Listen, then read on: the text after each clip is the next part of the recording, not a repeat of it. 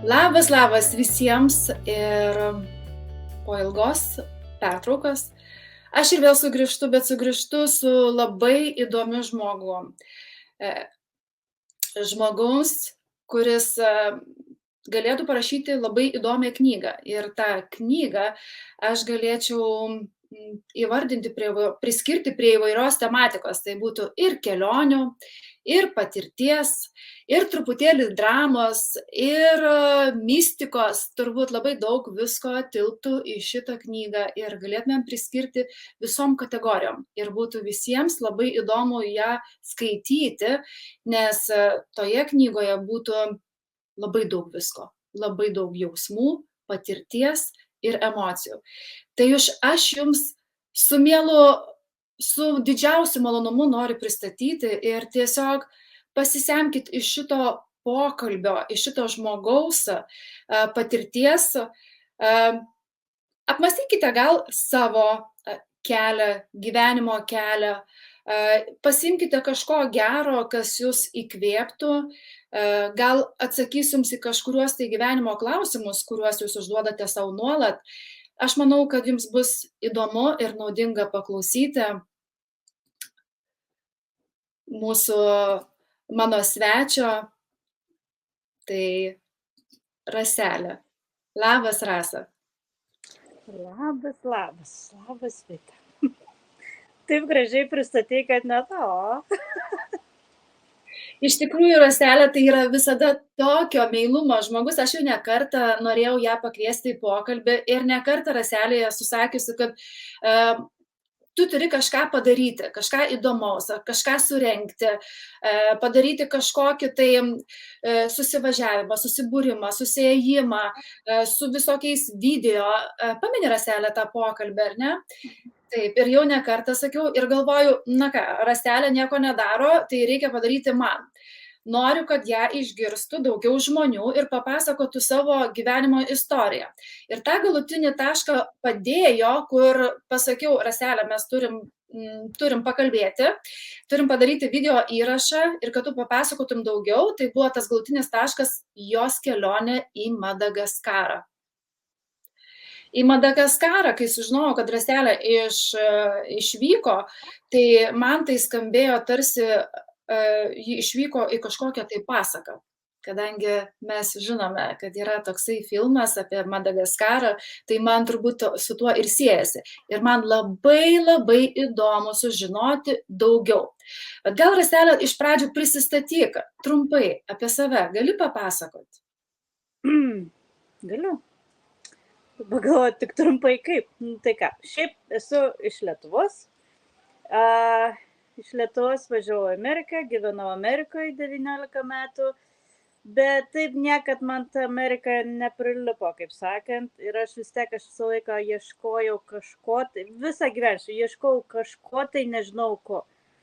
Kol prieš 1,5 metų turėjau operaciją didelę ir po tos operacijos supratau viskas, man laikas važiuoti į Madagaskarą.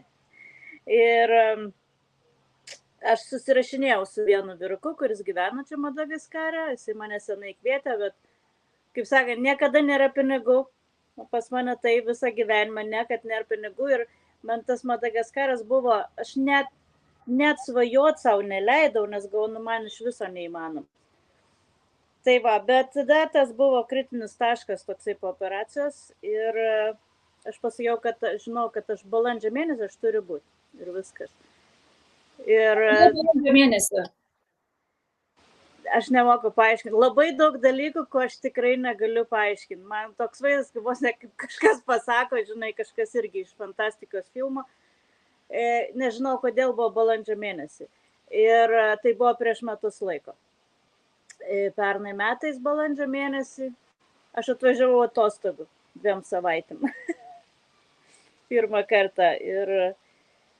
Ir Iš tikrųjų, į Ameriką atvykau, galima sakyti, pasižvalgyti, pabandyti, bet tas pabandymas iki šiol liko. O tu atvažiavai atostogų, bet tu neturėjai pinigų ir tu vis tiek leidaisi į tą kelionę. Tu turbūt vis tiek viduj kirbėjo ta mintis, kad pasižvalgysiu, bet greičiausiai, kad aš ten liksiu.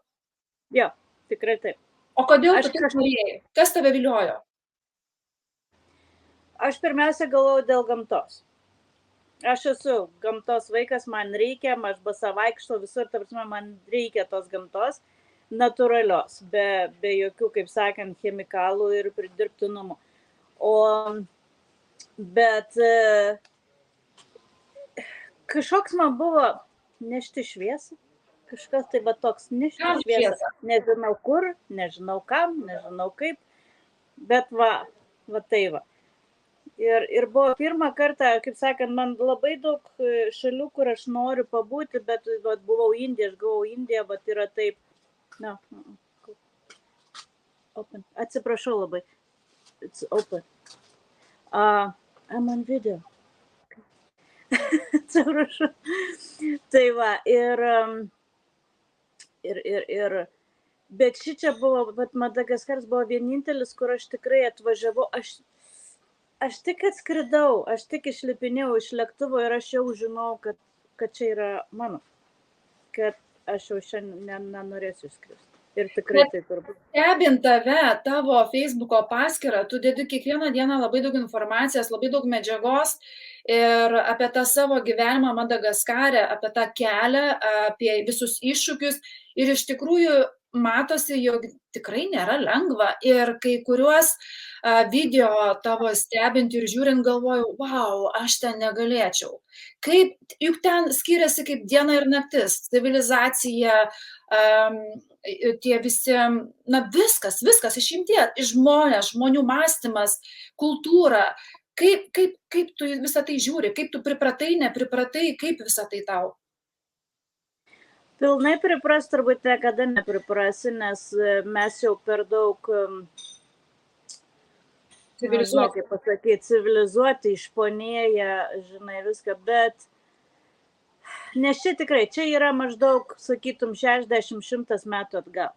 Viskas. Tikrai ir nors yra tikrai labai turtingų žmonių, yra labai prabangių tų ir viešbučių, bet visur iš tikrųjų už tų viešbučių net ribos, kaip sakant, visur yra labai viskas paprasta. Ir tikrai man labai primena, žinai, Lietuvos tą senovinį, gal tarybinių laikų Lietuvos kaimą. Visi važinėja vienam tam sunkvežimį, sulipę, žinai, čia net dalgi su mečete žolę pjauna. Tai, tokie. Bet, kaip aš sakau, labai įdomus jausmas čia yra. Aš esu labai svetima. Labai svetima, labai žmonės juokiasi. Ir viską, ne taip kaip Indijoje, ne taip gal kaip Indijoje, kad jis įbėga, nori nusifotografuoti su tavim, čia to nėra. Čia į tave žiūri kaip į svetim šalį, atvažiavai čia, vėl nežino ko, aišku, piniginė, bet šiaip tai juokiasi, žinai, juokiasi ir tiesiai tau į veidą, va čia nėra to. Kodėl Rasta juokiasi? Kodėl? Iš ko juokiasi? Iš visų mūsų poelgių, jiem labai yra juokinga, iš absoliučiai viskas. Ir, pavyzdžiui, ta balta oda mūsų, jam atrodo kaip purvinas žmogus yra. Aišku, visi nori, jeigu eiti į tą pusę, pavyzdžiui, gal aš šokinėju, merginos, pavyzdžiui, čia nėra daugiau jokių užsieniečių beveik, tapsime vienas kitas. Jeigu užsienietis, tai prancūzas, kitokių čia žmonių nėra, italai dar. Kitokių žmonių nėra. Aš iš Amerikos, kiek žinau, aš čia viena. Iš viso Amerikos lietuvių čia jau yra. Lietuvių jau yra žmonių, kurie, aš bent pažįstu 5 dabar čia, ir kurie turi plantacijas. Ir tai va, bet aš stengiuosi viskai atskirai, mes bendraujam, bet per daug nesueina. Tai va, aš daugiau su vietiniais, nes man patinka vis dėlto tas natūralumas daugiau. Ir truputėlį noriu tavęs paklausti, kad papasakotų man apie sanitarinės sąlygas, apie sveikatos reformą, kaip viskas vyksta, kaip moteris gali ten gyventi. Na, tu supranti, apie ką aš turiu omeny, nes aš kai matau keliaujančias moteris ir ypatingai tave gyvenančią ten, Afrikoje, gilumoje kažkur, tai tolumoje, nuo visos civilizacijos, kaip tau sekasi kaip moteriai ten išsilaikyti? Labai paprastai, bet aš prisiderinu, žinai. Mes turbūt lietuviai tokie irgi, kur prie visko galim prisiderinti. Tos medicinos reformos šiaip visai nėra. Dažnai yra daktarai, jeigu reikia, vaistų gali nusipirkti, yra vaistinės, prie vaistinių dažniausiai daktaras yra kažkoks tai vienas, dėl tokios paprastos pagalbos, kažkokia šeimos daktaras, sakykime, ne šitaip. Bet dėl sanitarinių sąlygų, tokio dalyko iš viso nėra. Kad, pavyzdžiui, aš važiuoju su tais vietiniais autobusais, iš miesto į miestą, kaip reikia pervažiuoti, ten tokie mikroautobusai čia važiuoja. Ir tai kas 2 valandas maždaug sustoja, jeigu kas į tualetą nori. Tai žinai, kaip mūsų senoviniais laikais Lietuvoje būdavo, sustoja miške, moteris į kairę, vyrai į dešinę. Ne? Čia ne to nėra. Čia, kaip sakant, dėjimas į tualetą yra labai labai natūralus reikalas. Taip pat, kai vaiko maitinimas, pavyzdžiui, ir vėliau pasakysiu. Visiškai čia ir vyrai, ir moteris, kas susėdo, visi vos ne vietą, išlipo, padarė, ir nėra ten, kad kažkas, žinai, čia iš viso tokio dalyko nėra. Tualetinio popieriaus vietiniai čia nenaudoja. Viskas, gal kaip pas musulmonus taip pat, viskas tiesiog yra prausimas su vandeniu. Visur eini į tualetą, kibirą su vandeniu ir padėlis, tokia kuorta, kaip sakant, kad nusiprausti. O popieriaus nenaudoja. Šičia, pavyzdžiui, kur aš gyvenu, čia visą laiką karšta, tai čia ir karšto vandens nėra. Čia tik tai šaltas vanduo, bet aš jo tikrai nepasigendu, nes čia pas mus dabar žiema, šiandien 27 laipsniai Celsijaus. Jo. Tai va, ir tai kažkaip karšto vandens aš nepasiilgstu, bet kai buvau, bet Madagaskaras, kaip jisai, porą valandų pavažiuoju į šoną ir visai kitas klimatas jau. Centrinis, pavyzdžiui, centre Madagaskaro, pavyzdžiui, jinai yra sala, bet labai didelė sala. Tai yra ten žiemą tikrai šalta. Dieną, jeigu saulė išlenda, karšta. Bet rytai, vakarai ir naktis, tai yra tikrai, tarpsime, nėra sniego, bet tikrai šalta. Po storą kaldrą mėgi naktį, nes aš ten, kai gyvenau, tai jo. Ir tai labai, labai skirtingai, bet šitas. Tai va ten jau karštą vandens reikia. Ten jau dažniausiai visur yra boileriai, kad pašildoma vanduo. Bet kažkiek civilizacijos yra, jeigu sakai, yra boileriai, yra mašina? Jo, ne, yra mašinų. Mašinų iš tikrųjų yra vos ne, kaip ir iš tikrųjų Amerikai, surištos vos nevažiuoja. Ir tokios yra, ir yra tikrai brangių mašinų, bet mašinos visos yra, tarpsime, viskas čia iš Kinijos, absoliučiai viskas iš Kinijos. Ir, bet, ta prasme, mes nuomojam namelį dabar, šičia, kol pasistatysim savo, tai yra kambarys, yra dušas ir tualetas. Tai yra tokie, bet elektros, pavyzdžiui, rytais pastoviai nėra. Ten rytais gal nuo 3 nakties iki 9 ryto nėra elektros. Tai ir vandens nėra. Tavrasme, nieko nėra. Tai va, tai šičia, šiaip paėmus tai neblogai, nes, kaip gyvenau saloj San Mary, tai ten bila kada išjungia elektrą kokiam 3-4 valandom, nesvarbu kada, nes taupo. Korupcija yra tokia, kad taupo. Kada daugiausia žmonėms reikia elektros, tarsi ir išjungia. Ar buvo kažkoks įvykis, pavyzdžiui, susijęs su sveikata, kad buvo sutrikęs virškinimas, arba buvai susižeidus, gal labai stipriai reikėjo normalios pagalbos, ne, nebuvo. Labai gerai. Nebuvo. Aš buvau užlipus ant tos didžiulės krauklės. Aš grinai ant tokio spyglio užlipau base, man sulindasi visas į kulną. Man, kaip aš ištraukiau jį, supratau, kad arterija perpjauta yra, nes jisai pulsuodamas davė man kraujas. Ir dar kitoj vietoj, dar įsipjau, nes dar kartą užlipau ant kitos. Ir man tai buvo, kad aš buvau peškom nuėjus krantu ir aš žinau, kad nieks manęs net važiuos paimti. O grįž namo maždaug 30 minučių, jeigu pajūriu grįž namo. Kaip sakant, tos tapkės negaliu užsidėti, nes labai kraujuoja. Tai mintis tokia, o taip tai skambintum tą greitą, jau varytum, žinai, darytum, o čia nėra kaip išsisukti ir galvoji, ką daryti. Galvoju, jeigu aš eisiu vandenį, o čia Atlanto, Indijos vandenynas, tai galvoju, surus vanduo, kol grįšiu, praplaus man žaizdą ir kadangi druska, tai greičiausiai neužsikajęs. Ir ėjau, o ką daryti? Ir ėjau taip ir iš tikrųjų, kol grįžau per tą pusvalandį, užėmė ilgiau, nes vos paėjau, iš tikrųjų, tai bet kraujavimas nustojo. O grįžus, tai galvoju vėl, ką daryti. Tai aliejukai dar junglivingo turėjau, tai tu ten arbatmedžio aliejaus, prisiminiau, kad reikia acto, kad praplauti žaizdą. Prisimeni tokiu momentu, prisimeni visokius avarinius atvejus, ką daryti. Ir dariau, ir nejau pasiekiu, nors mane ten pažįstamas labai norėjo vežti pas daktarę, važiuojam, žinai, sakau, užsigydys. Bet kits dalykas, šičia aš nežinau, ar dėl to klimato, ar kad čia viskas labai greitai gyja. Aha. Gerai, o dabar 5 lietuviai. Ką jie ten daro? Atostogauja? Turi verslą? Jie gyvena, ten yra 4 plantacijos vanilės, jie dirba. Tai reiškia, turi savo verslą. Viena verslas, kiti dirba pas jie. Įdomu, o kokie ten darbai? Kaip galima įsikabinti? Noriu, daleiskim, sumašiau gyventi Madagaskare ir kaip visą tai atrodytų? Patarimas nedaryti taip, kaip aš dariau.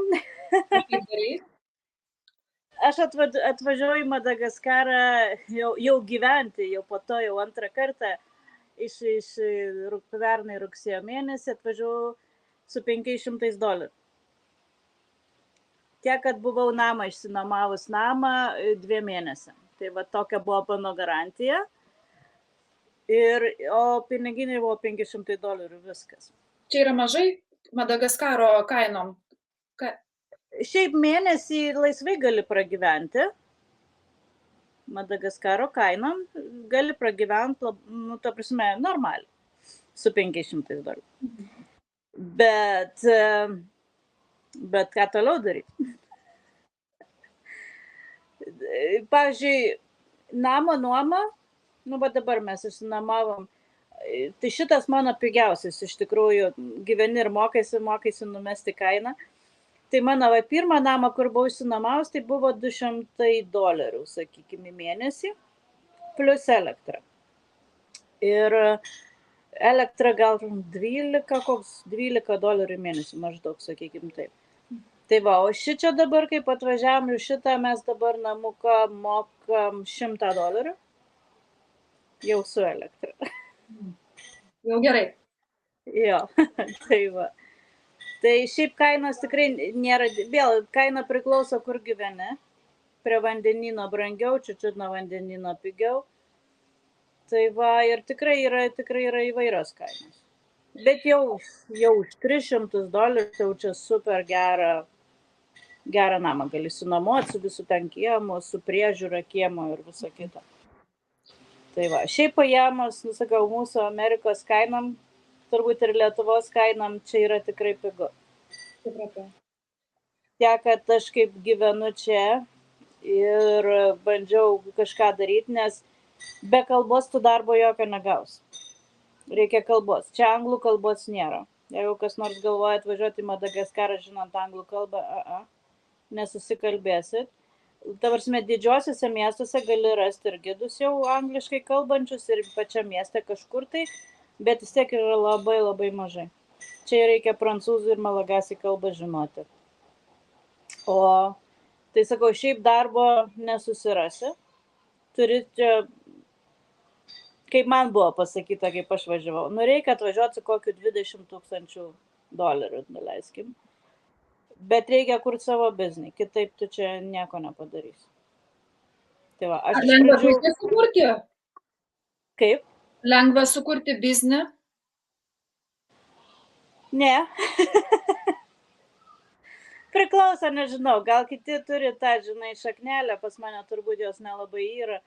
Žinai, tai, aš pradėjau siųsti prieskonius į Ameriką ir į Lietuvą po kilogramą arba po 2, tokius, privatiem asmenim. Tai tam nereikia licenzijos.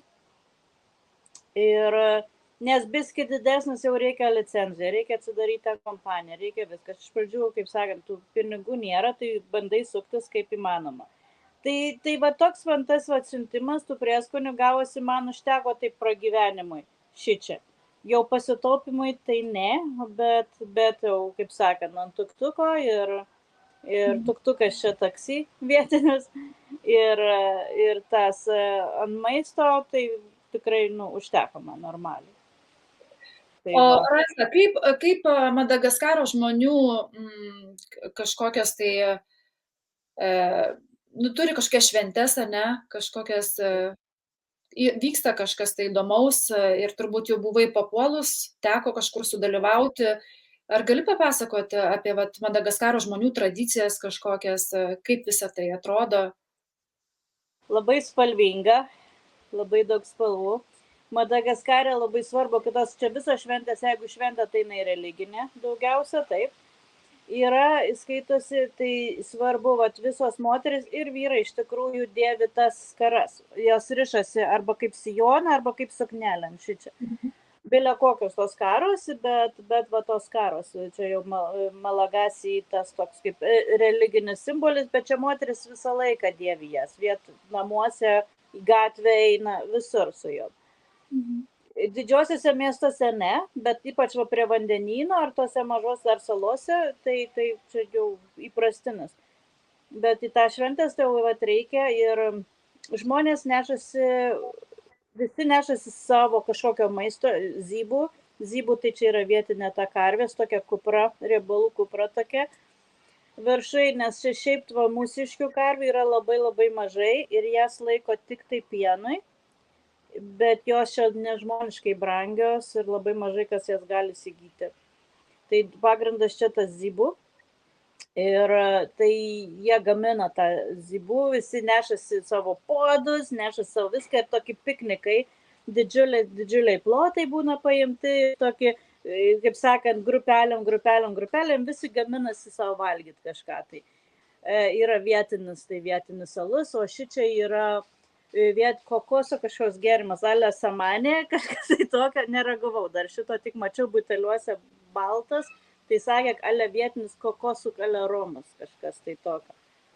Tai per šventės alus liejasi laisvai, čia alus labai populiaru, alus ir romas, čia kitokio gėrimų negeria. Vietinis alus, aš esu paragavus, tai neįmanoma gerti, bet tai prasme, naminis alus. Šiaip tai, sakau, kepa tą zybų, labai čia populiaru, kaip jie vadino, kaip alė šašlykai, bet tokiais mažiukais gabaliukais, tokiais iešmukais mediniais. Tai pagrindė būna zybų ir žuvies ir vištienos, viskas kepama yra ant ugnies. Maistas šičia daromas, kad ir namuose, daromas ant ugnies. Bet tau priimtinas maistas, viskas gerai? Maistas man labai skanus.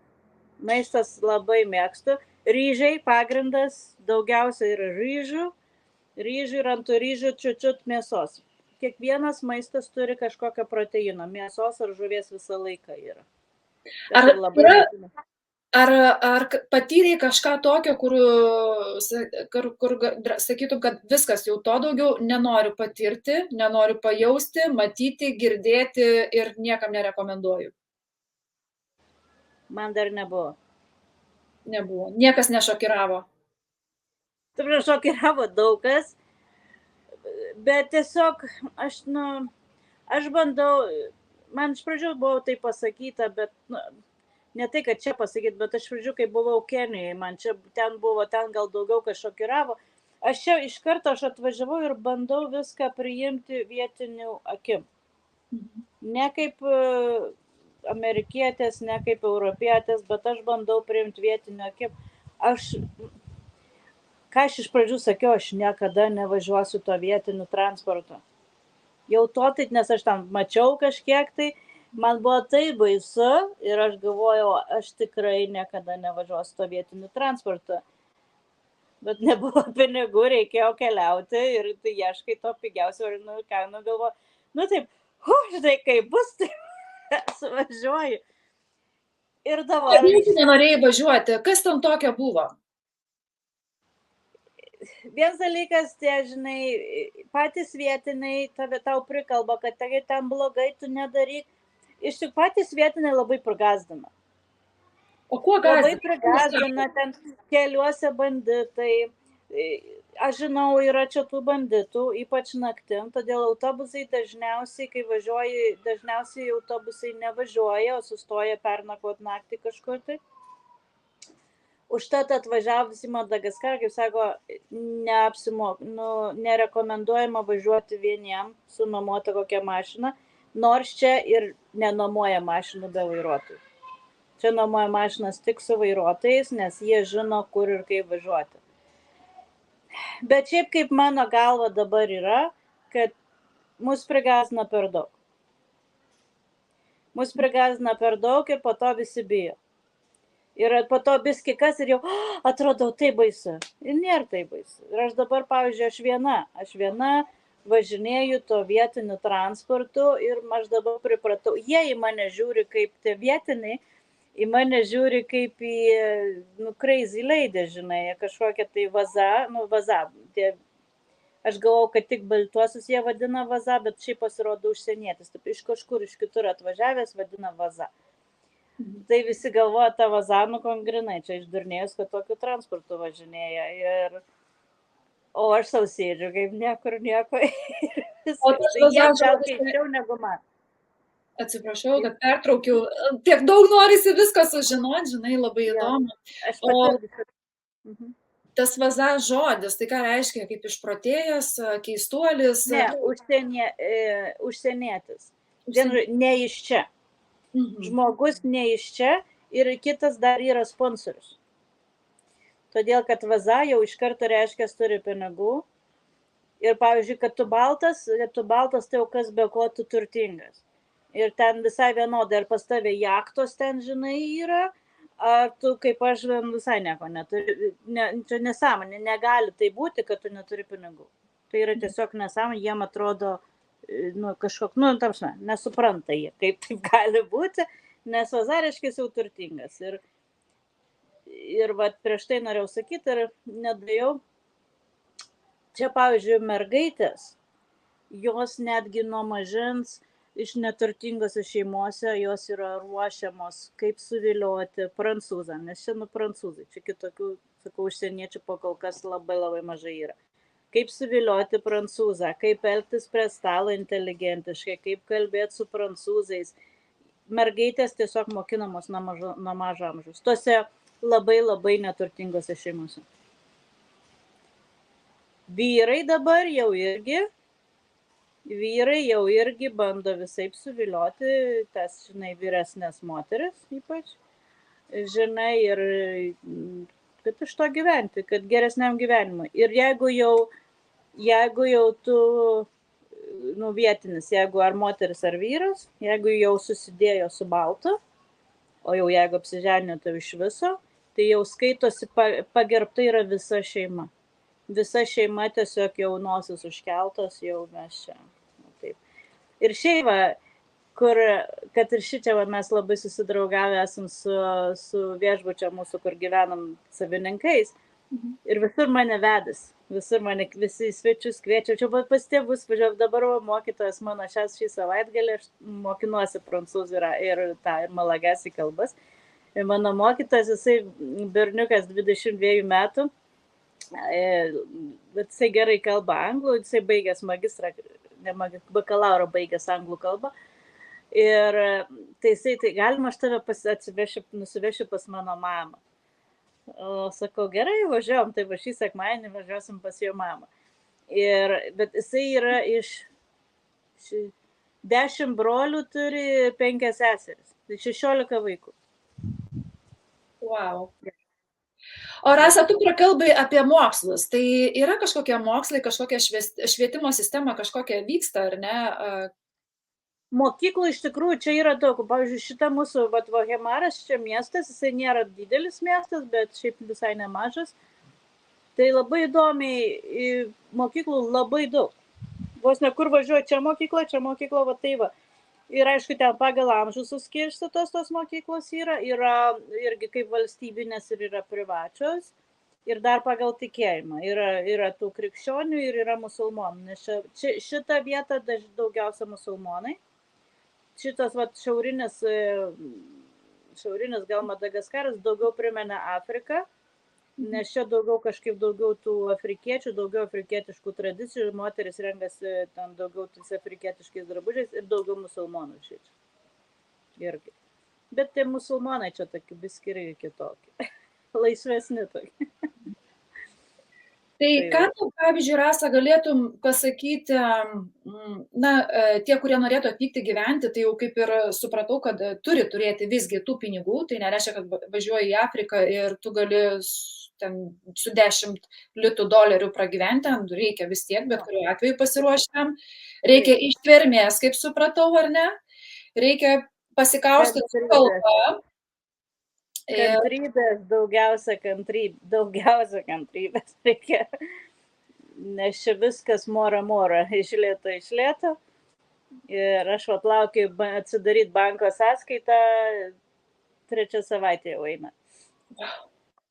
Laukiu dabar sakė, iš Amerikos ambasados. Europiečiam daug paprasčiau, amerikonam. Iš Amerikos atvažiausiam labai daug problemų. Ir būtent dėl mokesčių mokėjimų. Nes vis tiek atsidarant šičia pasirodo banko sąskaita, mane žiūri, ar aš mokėjau mokesčius Amerikoje. Nes jeigu aš čia dabar gyvensiu, ar būsiu, kaip sakant, čia gyvensiu, bet vis tiek lieku Amerikos pilietė, tai aš vis tiek turėsiu mokėti mokesčius iš čia Amerikai. Va, prašau. Ja. Tai va, ir labai daug iš viso su visais popieriais, su vizom, jeigu ilgesniam laikui, bet aš dabar tvarkausi vis dar metinę vizą kaip entrepreneur, tai prasme verslininkė, kainuoja 2000 ir užima, dabar tvarkausi nuo balandžio mėnesio dar visą šios dar vis neturiu, bet aš einu oficialiai, žinau, kas daro neoficialiai, bet aš darau viską taip, kaip reikia. Bet su dokumentais čia problema. Atvažiuoti atostogauti labai paprasta. Vizos reikia, bet vizą gauni čia atvažiavęs. Oro uoste 2 mėnesiams suteikiama viza, kainuoja $40. 2 mėnesiam, jeigu iki 16 dienų iš viso vizos nereikia. Gerai, o jeigu nori atvykti atostogauti, kaip visą tai turėtų atrodyti? Ar tu turi, greičiausiai, turbūt turi susiplanuoti jau būnant Lietuvoje arba Amerikoje, ne atostogos atvykti, negali taip skristi į Madagaskarą ir atskridus oro uoste su viza kartu pradėti planuotis, kur gyventi, žiūrėtis, turėtų būti viskas turbūt suplanuota ir ką rekomenduotum tiems atostogautojams?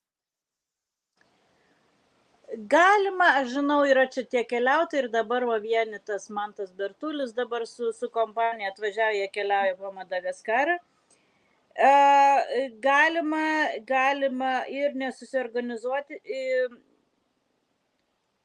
Gerai būtų ten, kad pradžiai gal išsinuomoti viešbutį, pavyzdžiui, sostinį, nes vis tiek pagrinde atskrenda į sostinę. Yra 2 vietos, kur galima atskristi į sostinę arba Nosy-Be salą. Tai čia daugiau Nosy-Be, tai po šiaurinį Madagaskarą, bet jeigu nori kas į pietinę, dažniausiai skrenda į sostinę. Tai sostinę gali išsinuomoti viešbutį ir tenais jau tada ieškai mašinos. Žinau, kad žmonės taip darė. Jau keli žmonės taip darė, keliautojai.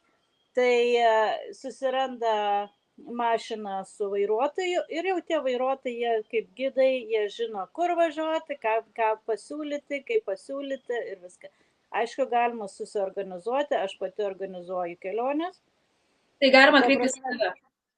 Aš turiu savo gidus, nežinau, ar man pačiai išeis dabar važiuoti, nes iš pradžių, kaip neturėjau darbo, tai galvojau, kad pati važiuosiu kartu. dabar nelabai, bet mano gidai kalba angliškai, jeigu kas norėtų.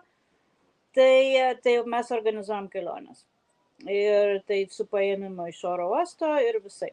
Bet kas nori savarankiškai, irgi galima išsinuomoti, pavyzdžiui, kad ir toj San Marijai, išsinuomot namą San Marijai galima už $35 parai ant vandenino kranto. Tai kas su šeima nori pabėgti šiaip nuo visko, tai ten sėdėsi savo ramybėj, ką nori darysi, žinai. Bet saugu yra atvažiuoti atostogauti su šeima, su vaikais, bet ant vandenino ar ne? Saugu. Visi tie miestai, kur šalia vandenynų arba salose, dvi tos pagrindinės yra salos, yra Nozibi ir yra Nozi Buraga arba San Marija. Tai San Marija aš gyvenau 7 mėnesius, tai man jinai saugiausia iš visų. Ten iš viso aš vieną naktį galiu vaikščioti, ar dieną restorane palikai telefoną ant stalo, naują, man tai buvo. Nuėjai kažkur, parėjai, nieks tavo telefono net neima. Tarsi jau tenais kaip saugu, tai nežinau, iki šiol tenais labai saugu. Nesaugu yra didžiosiuose miestuose, ypač sostiniai, Tamatavė yra pats nesaugiausias miestas, ten vagystės vyksta labai daug. Dabar aš gazdinu, taip kaip mane visi gazdina.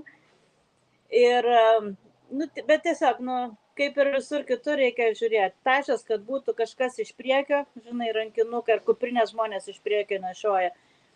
Ir tiesiog žiūrėk savo daiktus. Bet nes ten kišenvagiai kišenėse negalima nieko laikyti, nes tikrai ištrauks nepajusi. Tai patys nesaugiausi miestai, tai yra sostinė, Antananaryvo ir Tamatavė, tai didžiausias uostas. Tai va šitie 2 miestai yra patys nesaugiausi. Kuo toliau nuo miestų, to yra saugiau. Raselė, aš manau, kad tu sutiksi su manim, kad yra visame kame balansas, yra pliusų ir minusų. Tai ką galėtum pasakyti tokius ryškiausius pliusų ir minusą Madagaskare? Ok, pradedam nuo plius. Gamta. Gamta yra nuostabi ir porą valandų pavažiavai ir jinai visai skiriasi, visai kitokia. Gyvūnija visai kitokia, augalai visai kitokia ir viskas. Kokie? Iš tikrųjų, čia gyvūnų per daug nėra labai dabar, net nežinau kodėl, bet parkuose dar išlikę, pačioj pietų Madagaskare daugiau, gal tų gyvūnų daugiau. Tie lemūrai daugiau pietiniai yra daly. Ir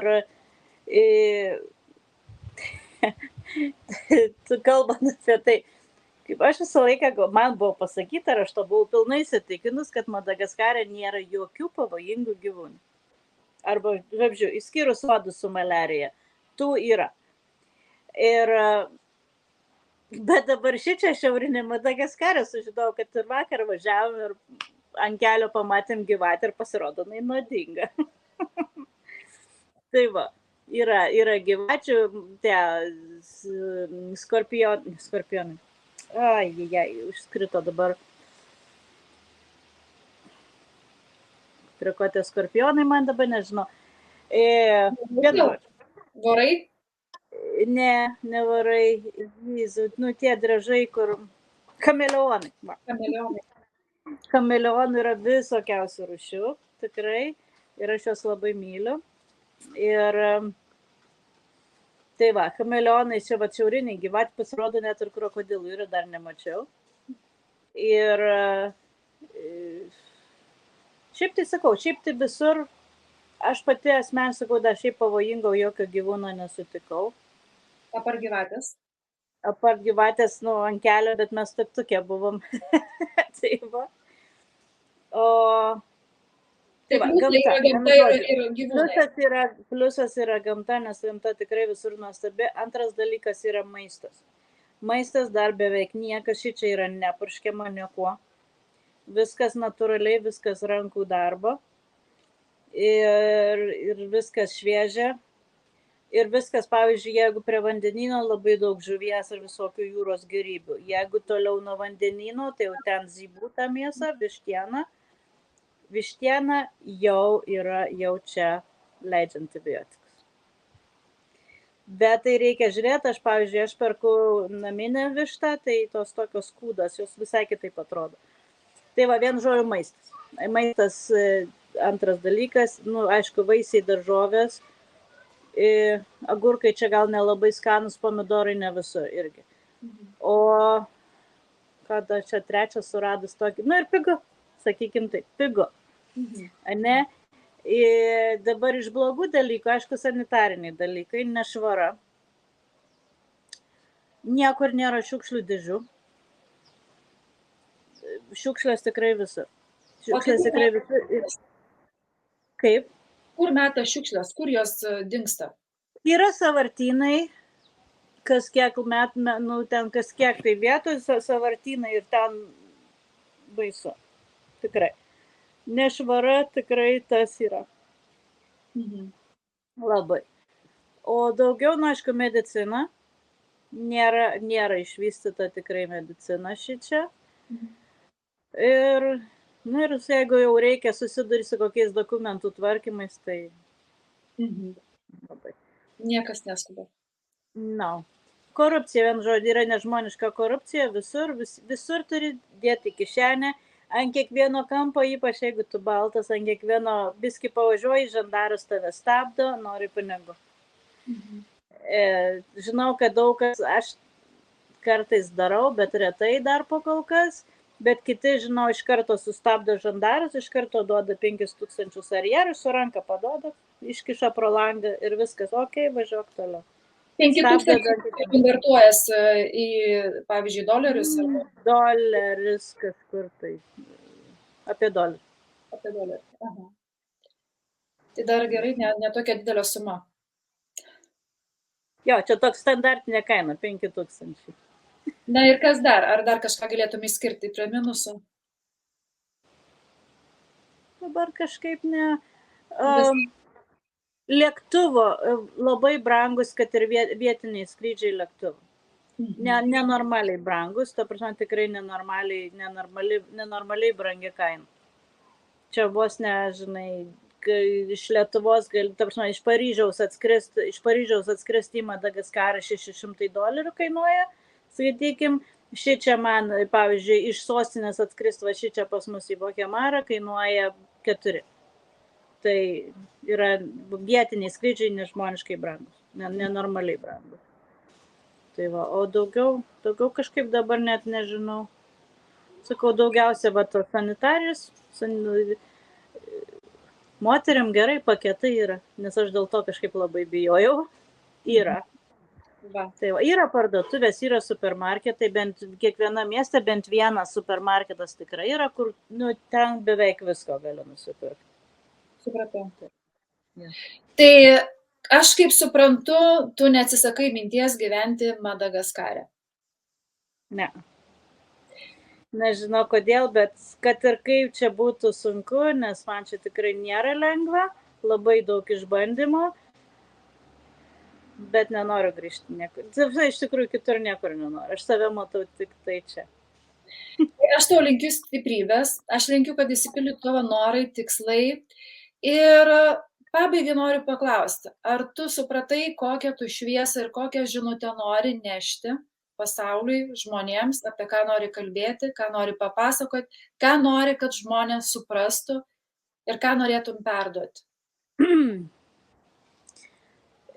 Noriu perduoti tai gal, kad atvažiavę čia nežiūrėkit kaip užsieniečiai, bandykit viską pamatyti vietiniu akim.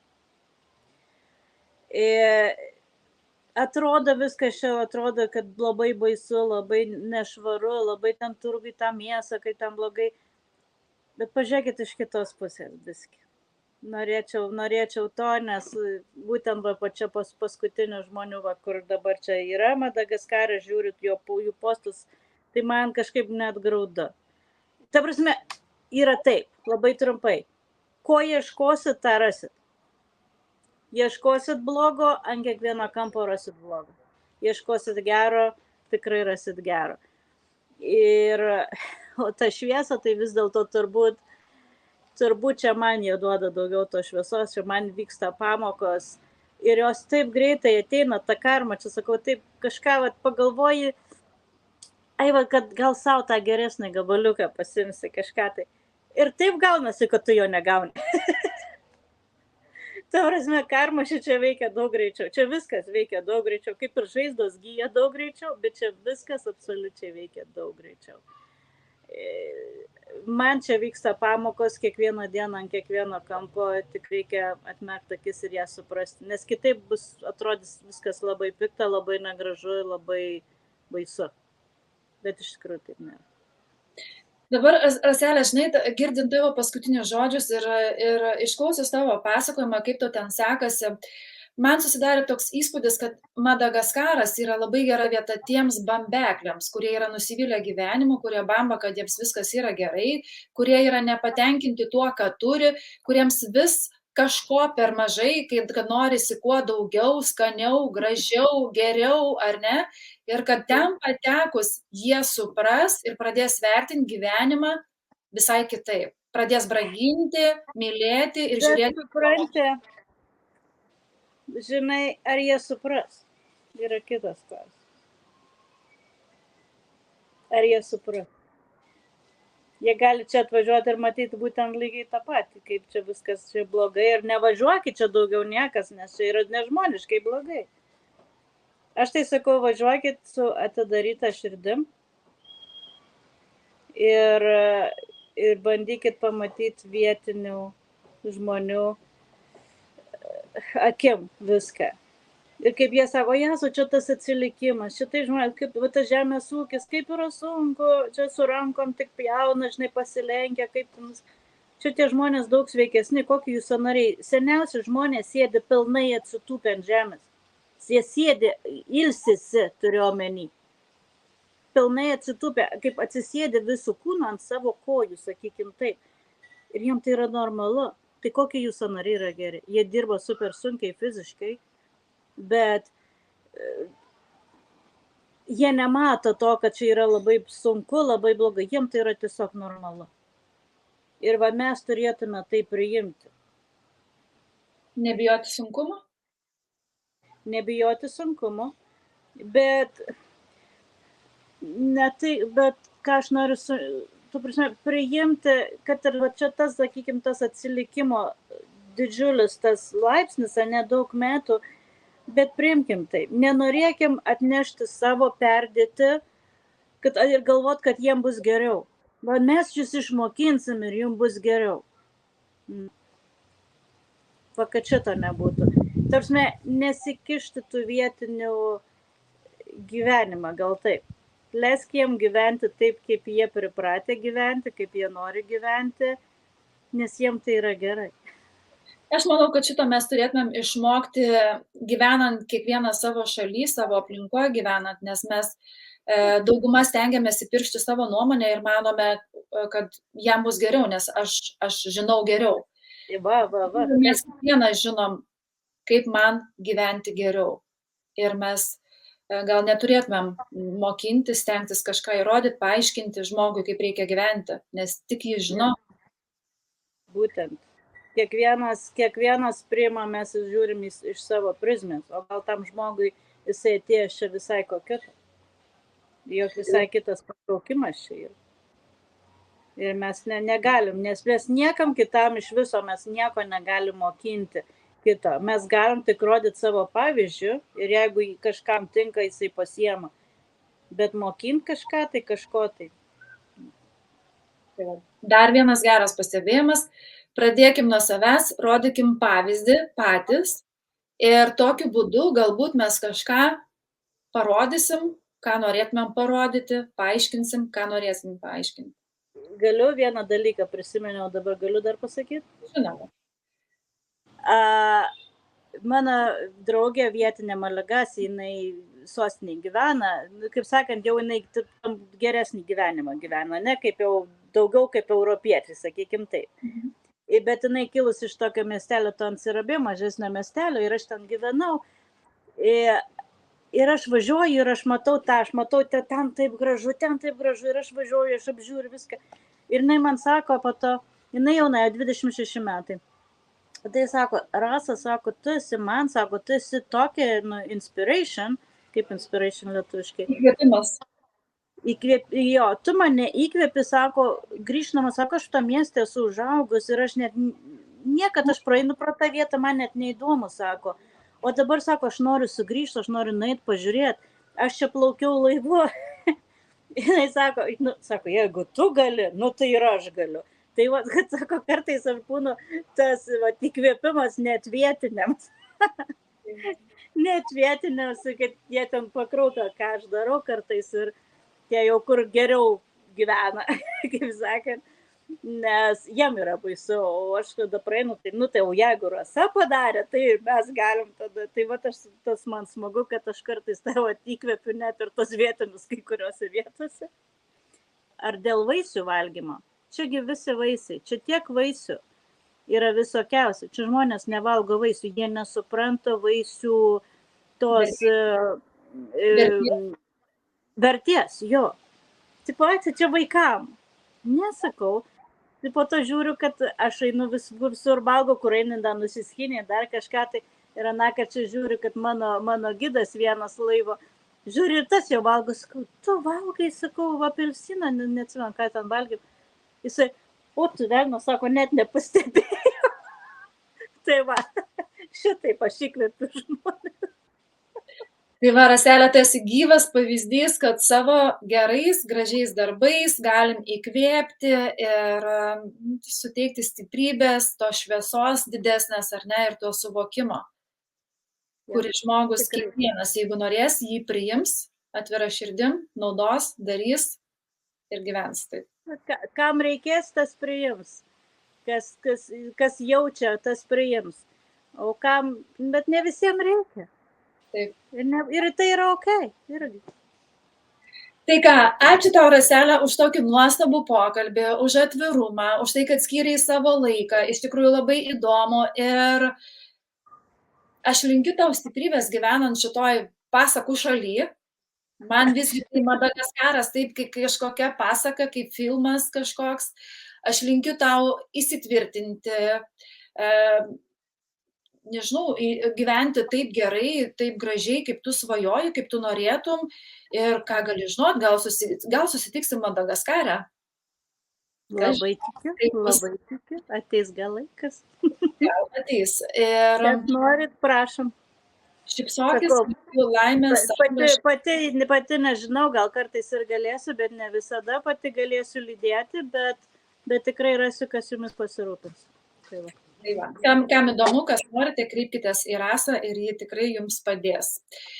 Ir linkiu dar, be to noriu pasakyti, kad linkiu parašyti kada nors visgi tą knygą savo kelionę į Madagaskarą. Tai galvoju, kad bus labai įdomu paskaityti lietuvės patirtį, kuri apžvelgs knygoje iš visų pusių, kur nebus vien tik negatyvas, bet kur bus balansas. Bus ir to, ir ano, ir kur galėsim kiekvienas suprasti, ar aš galiu važiuoti į Madagaskarą ar ne. Tai ačiū, Raselė, tau, o visiems jums, kas žiūrit, ačiū jums visiems. Ir už tai, kad žiūrit, už tai, kad dalinatės, už tai, kad tiesiog mėgstat žiūrėti, klausyti, už tai, kad skiriat savo laiką. Ir linkiu jums paimti iš kiekvieno video ir iš Raselės pokalbio kažką gero, kažką įdomaus, malonaus, kad tiesiog jūsų gyvenimas būtų gražesnis. Ir nebijokit daryti pokyčius. Neklausykit, ką sako kiti, o klausykit savo širdies. Taip, Raselė. Visada. Tik tai, daugiau nieko absoliučiai. Nors visi aplinkui sukios pirštą, apie mane labai daug kas sukioja, bet tai nesvarbu. Žiūrėk, kas tau yra geriau. Ir viskas. Būtent. Ačiū tau ir ačiū tau. Iki. Ate.